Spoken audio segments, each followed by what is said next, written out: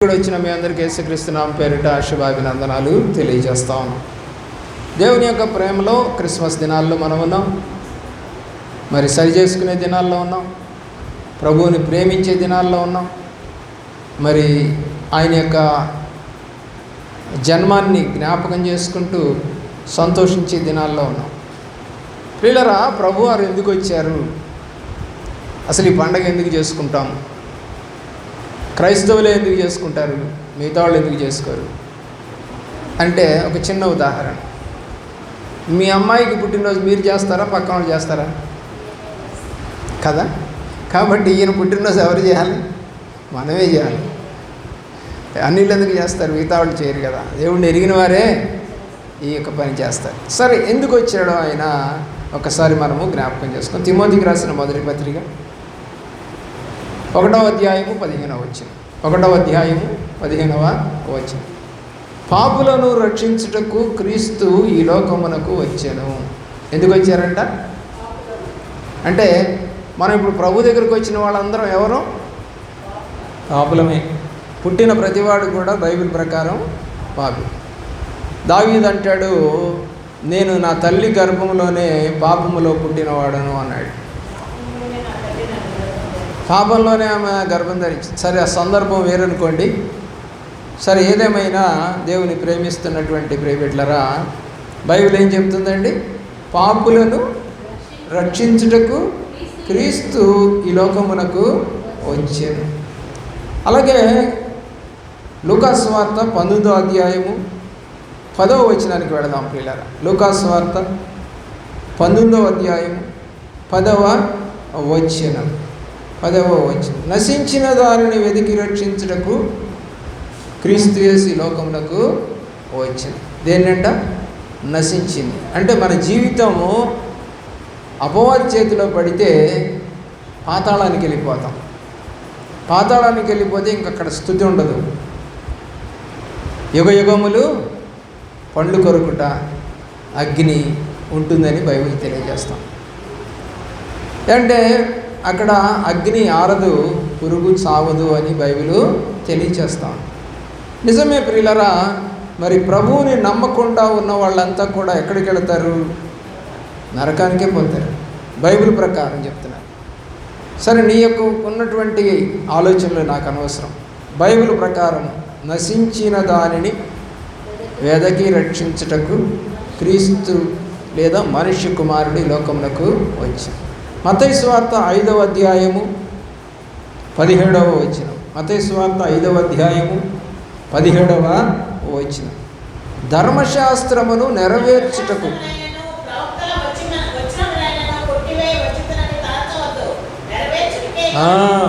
ధర్మశాస్త్రాన్ని నెరవేర్చుటకే వచ్చాను. చాలామంది అనుకుంటారు ఆయన కొట్టివేయడానికి వచ్చాడు. ఆ మాట రాసిన ఎవరంటే పౌలు రాశాడు.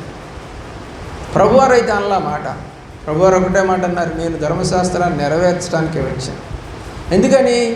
ఆయన కూడా ధర్మశాస్త్ర ప్రకారము సున్నతి పొందినవాడే.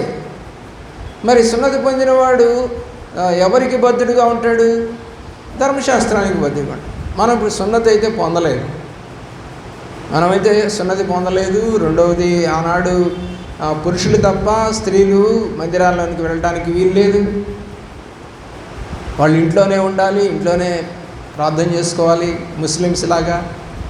ముస్లిమ్స్ మసీదుకి వెళ్ళరు స్త్రీలు. ప్రియులరా, కొన్ని నిబంధనలన్నీ కూడా పాత నిబంధనలో ఉన్నవే ఈ రోజున చాలా వరకు జరుగుతాం. అలాగే మీరు పూజారులను చూడండి. హిందూ పూజారులు మగవాళ్ళు ఉంటారా, ఆడవాళ్ళు ఉంటారా? మరి ఎందుకని క్రీస్తులోకి వచ్చిన తర్వాత ఆడవాళ్ళు పూజారులుగా మారిపోతున్నారు? ముస్లిమ్స్లో ఆడవాళ్ళు ఉంటారా? మసీదులో ఏమన్నా నిలబడతారు వాళ్ళు? మరి ఎందుకని ఇలాగా చేస్తా ఉన్నారు? హిందువులకి లేదు, ముస్లిమ్స్కి లేదు, క్రైస్తవులకే అమ్మగారులు అనే పేర్లు పెట్టారు. ఎవరు పెట్టారు? ఆయన అయ్యగారు కాబట్టి ఆటోమేటిక్ ఈమెమవుతుంది అమ్మగారు. అయ్యగారు పాస్టర్ గారు కాబట్టి ఈమెమవుద్ది పాస్టర్ అయిపోతుంది. ఎవరు పెట్టుకున్నారు ఈ పేర్లు? నువ్వే పెట్టుకున్నావు. దేవుడేం పెట్టలా. దేవుడైతే ధర్మశాస్త్రాన్ని నెరవేర్చడానికే వచ్చారు. యోహాను రాసిన సువార్త 18వ అధ్యాయం యోహాను రాసిన సువార్త 18వ అధ్యాయం 37, 38 వచనాలు. సత్యమును గూర్చి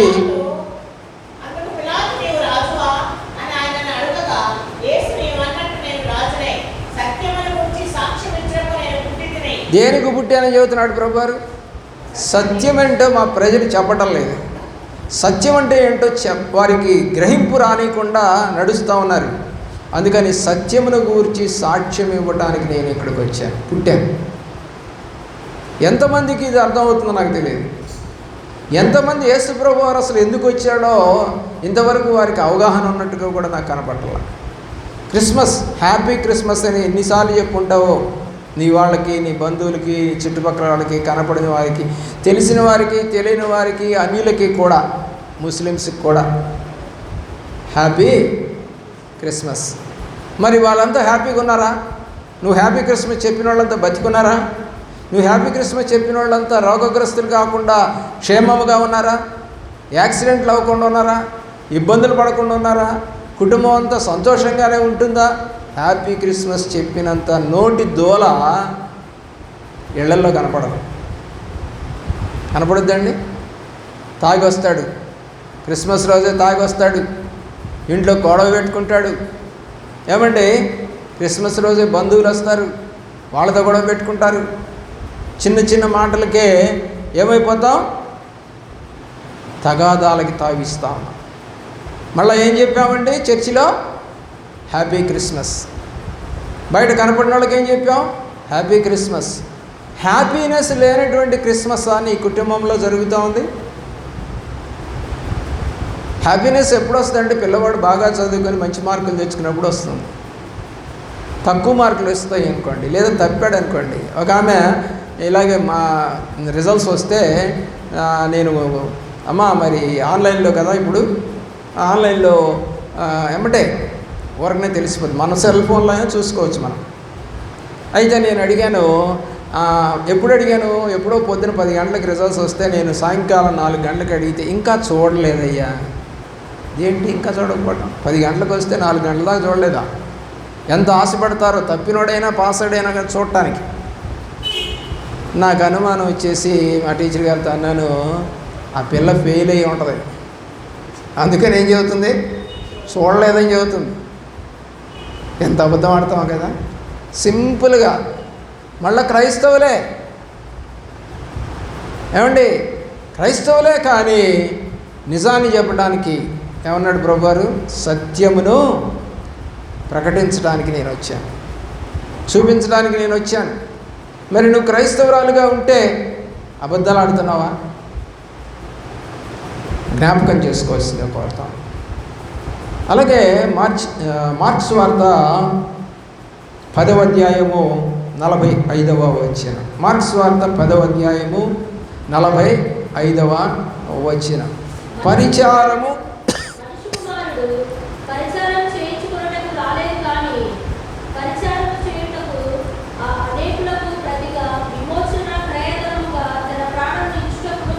ఎందుకు వచ్చాడంట? పరిచారం. మేము పరిచయం చేయాలా, మేము చీపురు పట్టుకోవాలా, మేము తొడవాలా, మేము కాఫీ పెట్టుకురావాలా అయ్యగారికి, మేము వందనాలు చెప్పాలా అయ్యగారికి, మేము ఉద్యోగం ఏంటి, మేమేంటి కారుల్లో దిగుతాం, మేము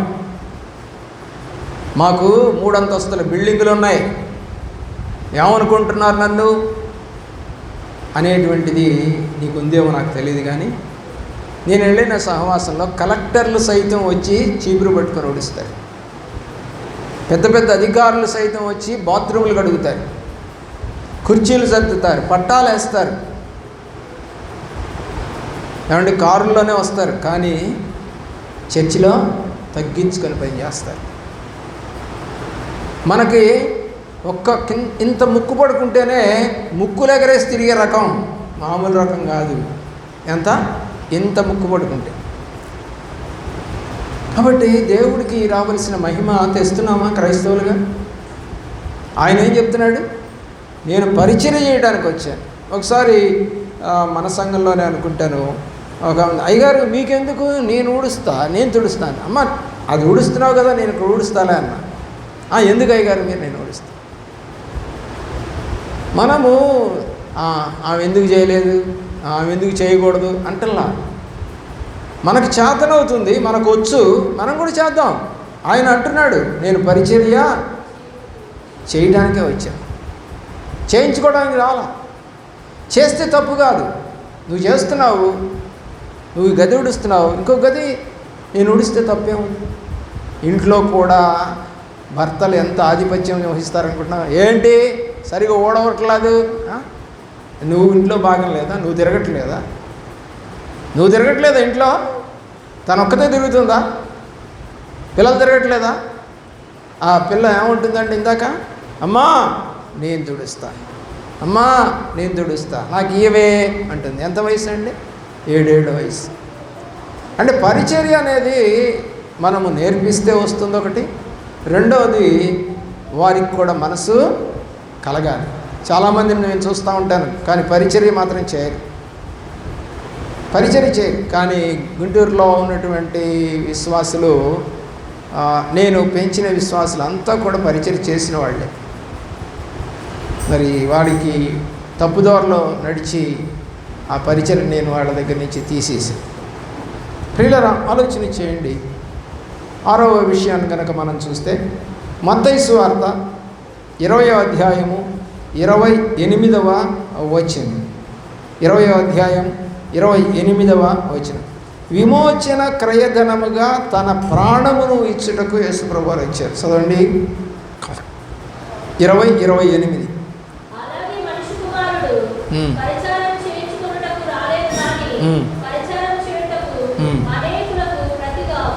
విమోచన క్రయధనముగా తన ప్రాణమునిచ్చుటకు. ఏమంటే ఏదో సరదాగా గడుపుదాం, గుర్రం ఎక్కి తిరుగుదాం, ఒంటెలు ఎక్కి తిరుగుదాం, గాడిదలు ఎక్కి తిరుగుదాం, రాజసింహాసనం మీద కూర్చుందాం, నాకు ఒక సీట్ వేయండి, నాకు ఒక సింహాసనం వేయండి అని అడగలే ఆయన.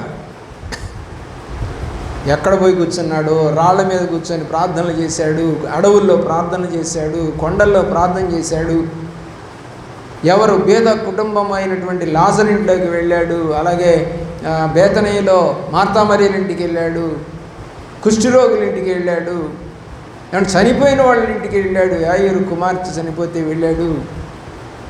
మనమైతే మన బంధువులు చనిపోయినా కూడా, చెప్పండి, మన బంధువులు చనిపోయినా కూడా ఏం చేస్తారు? మీ అందరికీ తెలిసిందే కదా, నిజం చెప్తే ఒప్పుకోరు కదా. ఏం చేస్తాం? ఆలోచన చేయండి. ఏం చేస్తాము? మీకు నాకు అందరికీ తెలుసు. ఏం చేస్తాం చెప్పండి? చచ్చిపోయాడా? ఎప్పుడు? అరే నీ చుట్టమే, మొన్నటిదాకా వాటేసుకొని తిరిగిన వ్యక్తే, ఏమండి నీతో సమకాలీకులే, కనీసము ముఖం చుట్టానికి కూడా నువ్వు ఇష్టపడినట్టుగా ముఖానికి ముక్కుగా గుడ్డగప్పుకొని చనిపోయాడా? అబ్బా ఎంత ప్రేమే నీకు. యేసు ప్రభువారు చనిపోయిన వారి పాడి ముట్టుకున్నాడు, కుష్ఠరోగులు ముట్టుకున్నాడు, వ్యభిచారుల కోసమని ఎదురు చూశాడు. యోహాను రాసిన సువార్త 4వ అధ్యాయంలో సమరయ స్త్రీ యాకోబు బావి దగ్గరికి నీళ్లకి వస్తుంది, ఆమె వ్యభిచారి, ఆమెతో మాట్లాడాలి, ఆమెను రక్షణలోకి తీసుకురావాలి, ఆ ఊరంతా రక్షణలోనికి రావాలని మధ్యాహ్నం పూట, మిట్ట మధ్యాహ్నం పూట తిండి కూడా తినకుండా ఎదురు చూస్తూ ఉన్నాడు ప్రభువారు. మనమైతే ఇంకొక అరగంట అయితే ఇంతసేపు పెట్టాడేంటి పాస్టర్ గారు? యేసు ప్రభువుకు ఉన్నటువంటి ఆలోచన ఏమండి? సమరయ స్త్రీ కడవెత్తుకొని వచ్చిందండి. యేసు ప్రభు అడుగుతున్నారండి, దాహానికి నీళ్ళు ఇయ్యమ్మా అని అడుగుతున్నాడు. చూస్తేనేమో యూదుడిగా కనపడుతున్నావు, సమరయులు నీళ్లు తాగరు కదా మీరు అని ఆమె అంటుంది. రెండోది అంటుంది, నీ దగ్గర తోడుకోవడానికి తాడు లేదు, బొక్కెన లేదు, ఏమీ లేవు కదా, ఎలా తాగుతావు? నేనిచ్చు నీళ్లు తాగువాడెవరు మరణించరు, ఆ నీళ్ళు నాకు కూడా ఇయ్యయ్యా అని అడిగిందా. దేవుని ప్రేమిస్తున్నటువంటి ప్రియ బిడ్డలారా, ఈ రోజున నీవు ప్రభు సన్నిధికి వచ్చిన మాట నిజమే, కానీ నిజంగా నీవు దేవుళ్ళో నడుస్తున్నావా? యోహాను రాసిన సువార్త 3వ అధ్యాయం 8వ వచనం. యోహాను రాసిన సువార్త 1వ అధ్యాయం 29వ వచనం చదువు. 1వ అధ్యాయం 29వ వచనం. లోక పాపమును మోసుకొని పోవు దేవుని గొర్రె పిల్ల అంటున్నాడు యోహాను. బాప్తిజం ఇచ్చే యోహాను ఏం చెబుతున్నాడు దేవుణ్ణి? ఈయన దేన్ని మోసుకొని పోవడానికి వచ్చాడు? ఇందాక మనం చదువుకున్నాం, విమోచన క్రయధనముగా తన్ను తాను అప్పగించుకోవడానికి వచ్చానని చెప్పాడు. ఆ మాటను ఏమంటున్నాడు ఇక్కడ? ఈయన మన పాపములను మోసుకొని పోవటానికి వచ్చాడు. గొర్రెపిల్ల లాగా వచ్చాడు ప్రభువు యేసుక్రీస్తు. యోహాను రాసినటువంటి మొదటి పత్రిక 3వ అధ్యాయం 8వ వచనం. యోహాను రాసిన మొదటి పత్రిక 3వ అధ్యాయం 8వ వచనం. అపవాది క్రియలను లయపరచుటకు క్రీస్తు యేసు లోకములోనికి వచ్చింది. చదవండి.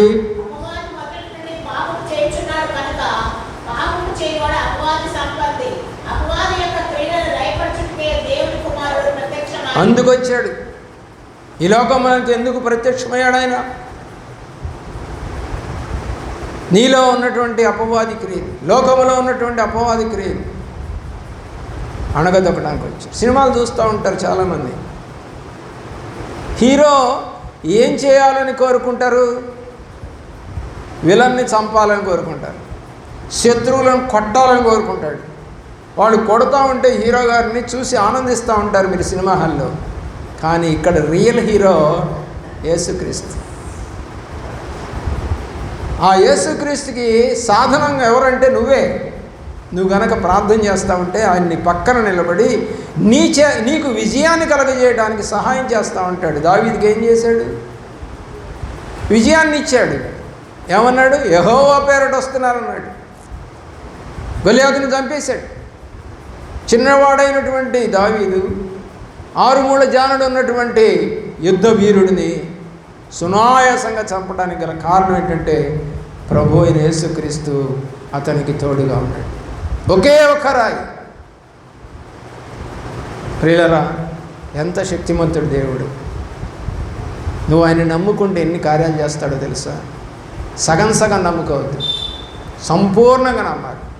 పెళ్లి చేసుకున్న తర్వాత కొంతమంది భర్తని సంపూర్ణంగా నమ్మరు, అలాగే భార్యని సంపూర్ణంగా నమ్మరు. కొంతమంది భర్తలు ఏమవుతూ ఉంటుంది? కుటుంబం చీలిపోతూ ఉంటుంది, గొడవలు. మా ఇంటి పక్కన ఒక కుటుంబం ఉంది. అదేంటో నాకు అర్థం కాదండి. అంటే ఆయన ఉద్యోగానికి వెళ్ళొస్తాడండి, రాత్రి అంతా అరుచుకుంటూనే ఉంటారు, తెల్లారి కూడా అరుస్తూనే ఉంటారు. ఆయన ఆఫీస్కి పోయేంతవరకు అరుస్తూనే ఉంటాడు, ఏమో అరుస్తూనే ఉంటుంది. మేము వెళ్ళలేకపోతా ఉన్నాం. 2 పిల్లలు, చిన్నపిల్లలేం కాదు. పిల్లరా, పెద్ద కొడుకు 10th క్లాస్కి వచ్చాడు. మరి అలాంటి వయసు ఉన్నటువంటి మనుషులు మరి అలాగా అరుచుకుంటుంటే సంతోషంగా ఉంటుందా? వాళ్ళు ఎవరైనా కానీ, హిందువులా, ముస్లిమ్సా, అన్యులా మనకొద్దు. ఏ కుటుంబం అయినా ఎలా ఉండాలని కోరుకోవాలి? సంతోషంగా, సమాధానంగా, ప్రేమతో. ఏమండి, కొంతమంది ప్రేమతో ఏదన్నా భార్యకి తెస్తే అబ్బో సాల్లి నీ సరసాలంటది ఒక. ఇదేంటో అర్థం కాదు. అలాగే ప్రేమతో ఏదన్నా వండితే భార్య తినండి అని ప్లేట్ ముందు పెడితే అబ్బో చాలేమని యాషాలు అన్నాడంట. ఎలాగుంటుందండి ఆ కుటుంబం? సంతోషంగా. ఒకరికొకరు నిందించుకుంటున్నారు, ఒకరికొకరు ఎత్తిపెట్టుకుంటున్నారు. అప్పుడు సంతోషంగా ఉండదు ఆ కుటుంబం. తండ్రి అయిన దేవుడు నీ ఇంట్లో లేకపోతే నీకు సంతోషం లేదు. పిల్లలు ఎవరి కోసం ఎదురు చూస్తూ ఉంటారు చెప్పండి? నాన్నగారు వస్తాడు, స్కూటర్ శబ్దం అవుతుంది, నాన్నగారు వచ్చారు. కారు శబ్దం అవుతుంది, హార్న్ కొట్టాడు, నాన్న వచ్చాడు, తలుపు తీయడానికి పరిగెట్టుకుంటూ పోతున్నారు పిల్లలు. మరి మనమెవరం దేవుడికి? పిల్లలమేగా. మరి దేవుడు మందిరంలో ఈరోజు ఆరాధనలో ఆయన మనతో పాటు ఉంటున్నాడు, పరిగెత్తుకుంటూ రావట్లేదే? అంటే ఈ దేవుడు నీకు కనపట్లా, ఈ తండ్రి నీకు కనపట్లా. భూ సంబంధమైన తండ్రి మాత్రమే కనపడుతున్నాడా నీకు? పరలోకపు తండ్రి కనపట్టలేదా? ఆలోచించి దేవుడి వైపు చూడు. దేవుని యొక్క మాటలు వింటూ ఉన్నావు, గ్రహించుకునే ఆత్మ దేవుడు నీకు దయచేయాలని ఆశపడతాం. అలాగే యోహాను రాసిన సువార్త 4వ అధ్యాయము 25, 26 వచనాలు. యోహాను రాసిన సువార్త 4వ అధ్యాయం 25, 26 వచనాలు.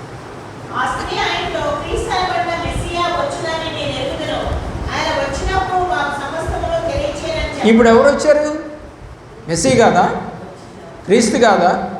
యేసు కాదా? మరి ఈమెమంటుంది? మెస్సియా వస్తాడు. ప్రభువారు ఏమంటున్నారంటే నేనేనమ్మా మెస్సియా అని. అప్పటికి ఎంత వయసు ఆయనకి? 33 సంవత్సరాల వయసు.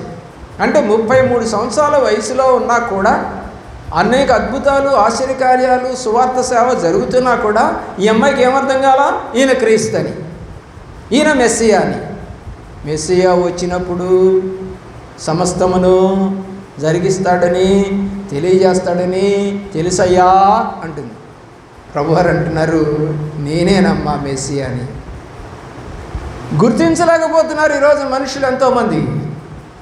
గుర్తించేటువంటి హృదయం నీకు దేవుడు దయచేయునుగాక, నీ కుటుంబమునకు దయచేయునుగాక, వింటున్న వారికి దయచేయునుగాక. వీళ్ళరా ఆలోచించాడు. దేవుడు వైపు చూడు. సమస్తాన్ని నీకు తెలియజేసేవాడు దేవుడే. 6th సెన్స్ అంటారు ఇంగ్లీష్లో. అంటే ముందుగానే కాషన్ ఇస్తుందంట. ఒక మన బ్రెయిన్లో ఉన్నటువంటి 6th సెన్స్ చెప్పుద్దంట ఫలానా జరగబోతూ ఉంది. ఎవరిస్తున్నారు ఇది? దేవుడి యొక్క శక్తి. బ్రెయిన్ ఎవరిది? దేవుడిది. జీవం ఎవరిది? దేవుడిది. తెలివి ఎవరిది? దేవుడిది. బలం ఎవరిది? దేవుడిది. అన్నీ దేవుడియే. అన్నీ ఇచ్చిన దేవునికి స్తోత్రం అని చెప్పగలుగుతావా? ఆలోచించి మరొక మాట నేను చెప్పి ముగిస్తాను. దేవుని యొక్క ప్రేమలో జ్ఞాపకం చేసుకోండి. ఎన్నో మాటలు బైబిల్లో రాయబడి ఉన్నాయి. ఇది 10వది. లూకా సువార్త 4వ అధ్యాయము 43వ వచనం. 10వ అంశం లూకా 4:43. దైవ రాజ్య సువార్తను ప్రకటించుటకు నేను వచ్చాను అని చెప్పారు. 4వ అధ్యాయం 43వ వచనం.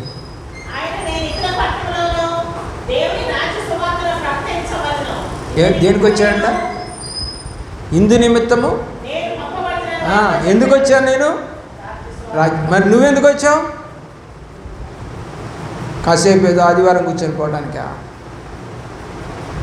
ప్రభువారు చెప్పారు నేను ఎందుకు వచ్చానంటే నా తండ్రి నాకు ఒక సువార్తనిచ్చాడు, ఆ సువార్తను నేను ప్రకటించడానికి వచ్చాను ఇక్కడికి అని తన పని అంటే చెప్పారు.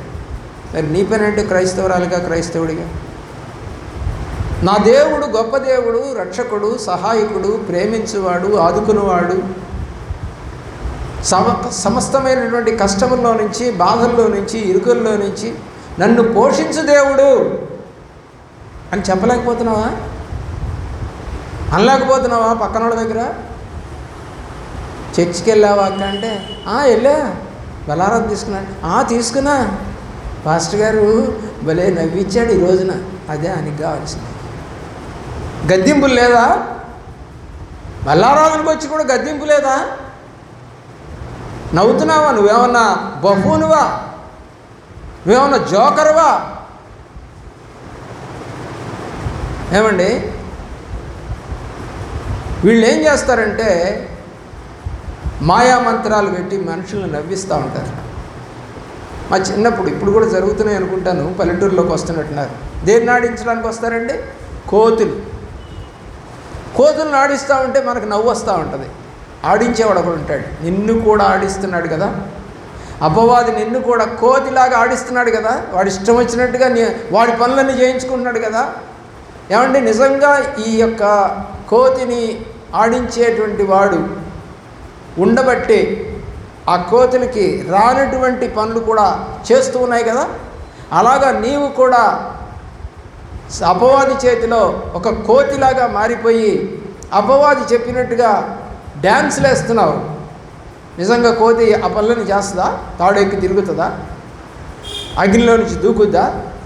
గంతులేస్తుందా, పల్టీలు కొట్టుద్దా? దానికి వచ్చా? రావు. వీడు నేర్పుతాడు.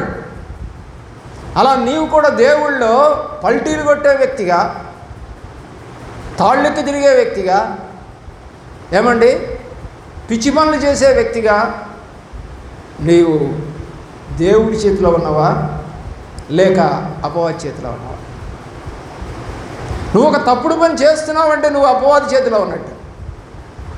యోహాను రాసినటువంటి రెండవ పత్రిక యోహాను రాసిన రెండవ పత్రికలో దేవుడు మాట్లాడుతూ ఉన్నాడు. ఏమని చెప్తా ఉన్నాడో ఒకసారి నీవు ఆలోచన చేయవలసిందిగా కోరుతాం. ఒకటే అధ్యాయం ఉంటుందండి, ఒకటే అధ్యాయం. ఏమండి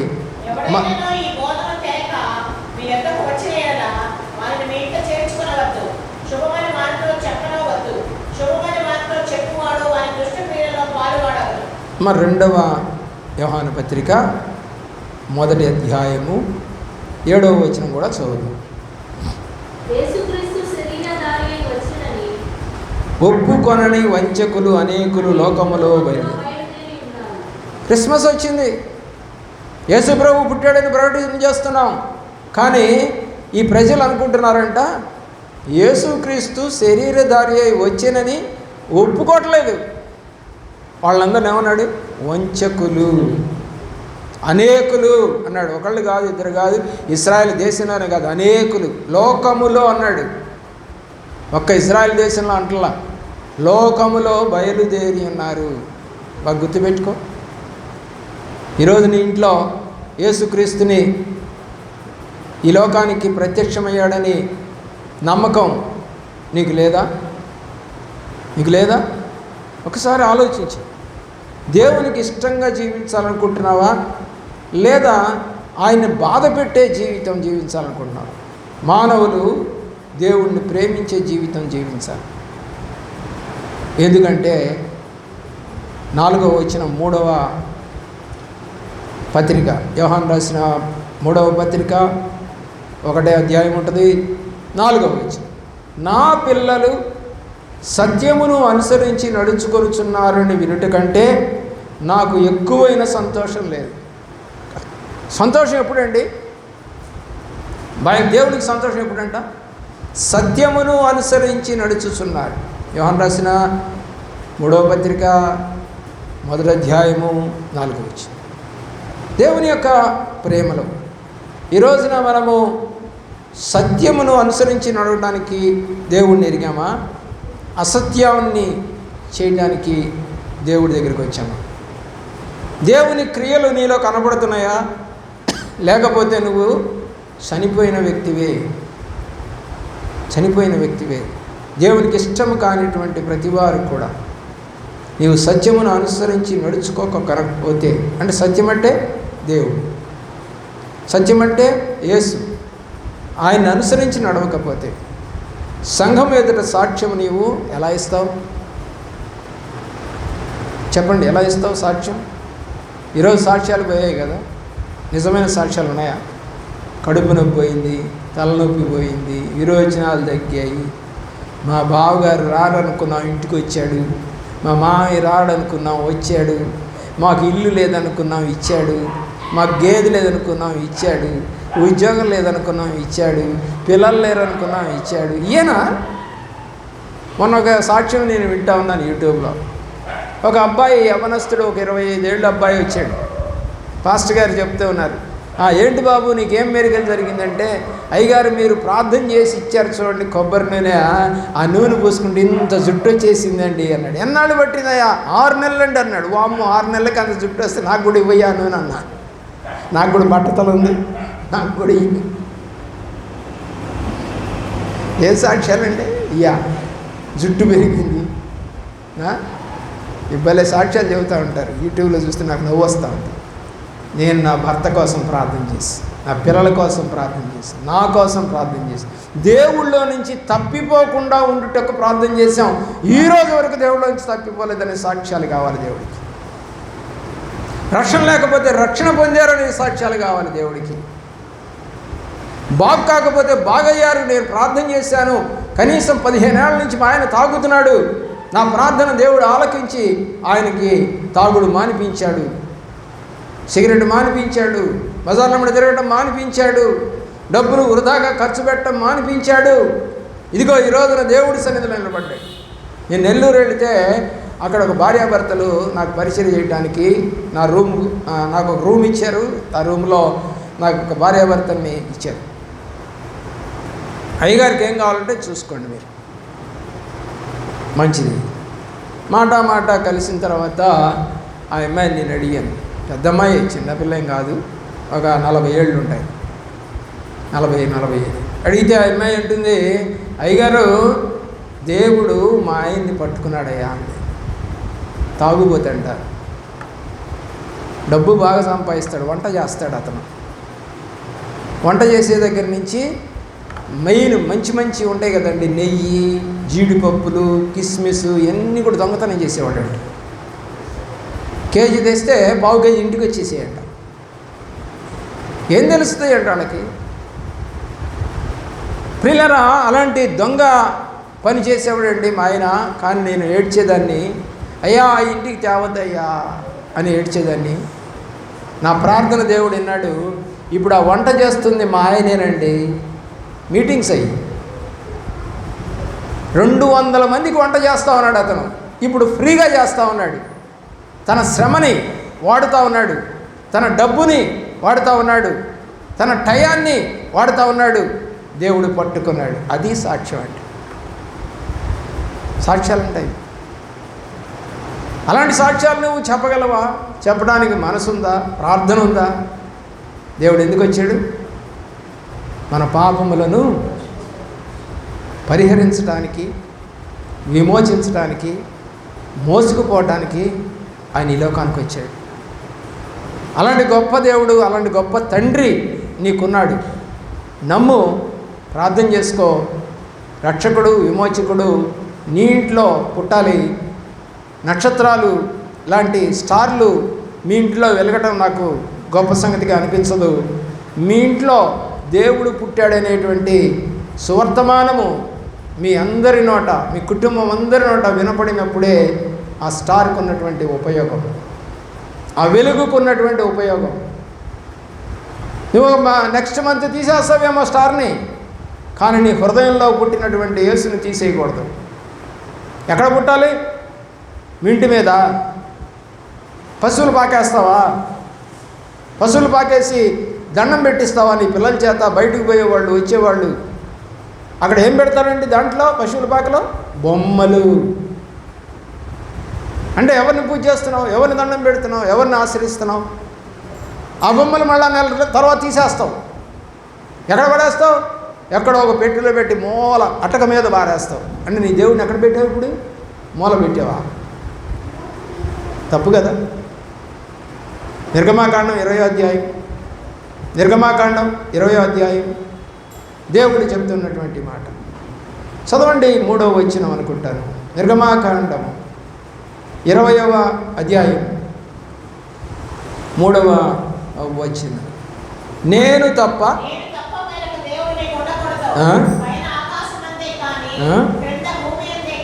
ఓకే,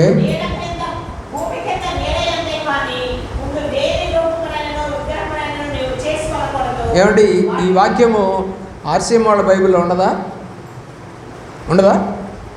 వాళ్ళు వేరే రాసుకున్నారు. ఇది కాకుండా ఇదే బైబిల్ వాళ్ళ దగ్గర కూడా ఉంటుంది, ఇదే మాటలు వాళ్ళ దగ్గర ఉంటుంది. కానీ పాస్టర్ గారు చెప్పరు. ఇంత స్పష్టంగా రాసినాడు. ఏమనంటే, దేని రూపమునైనను విగ్రహమునైనను నీవు చేసి కొనకూడదు, వాటికి సాగిలపడకూడదు, వాటిని పూజించకూడదు. ఇంత స్పష్టంగా దేవుడు ఆజ్ఞ ఇస్తే నువ్వు చేస్తున్న పని ఏంటి? ఇది మీ బైబిల్లో లేకపోతే చెప్పండి, నా తప్పుని ఒప్పుకుంటాను. నేను తప్పుడు నేను ఒప్పుకుంటా, నీ బైబిల్లో లేకపోతే. అది ఎందుకు చెప్పవు మరి? సేవకుడా, డబ్బులు రావు, మనుషులు రారు, డబ్బులు రావు. ఇలాంటి మాటలు చూపించరు వాళ్ళు.